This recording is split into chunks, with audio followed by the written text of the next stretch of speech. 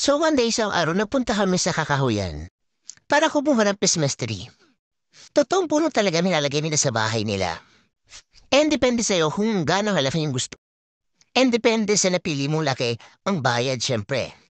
And ganitong gani ko talaga nakikita kung puno ng Christmas tree sa Pilipinas yung plastic na binibili natin. Ngayon po hanap na ang mga person yan nakakita na kami ng perfect na Christmas tree. Yan, so nung una ginamitan ng lagare for the effort ng mga person. So dahil mataas o malaki yung aming napili na Christmas tree, so mataba din siya. So dito kanya-kanyang putol at kanya-kanyang buhat. Pero dahil bang laki ng aming napili, ayan, chainsaw na lang. So ayun, tapos ang pakikipagdigma.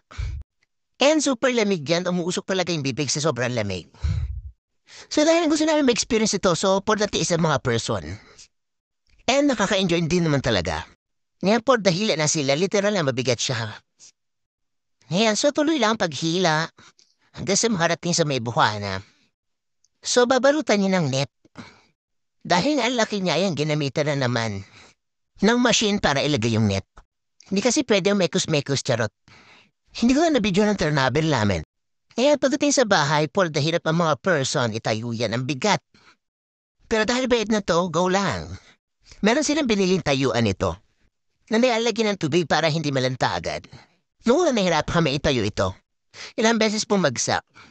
Pero dahil may motto tayo, never give up, never surrender, so tuloy ang laban. Ang taas niya abo sa second floor.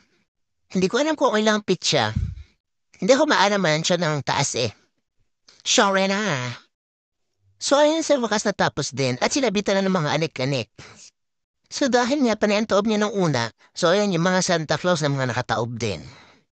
Ang saya nung tapos na siya, ayun lamang, good day.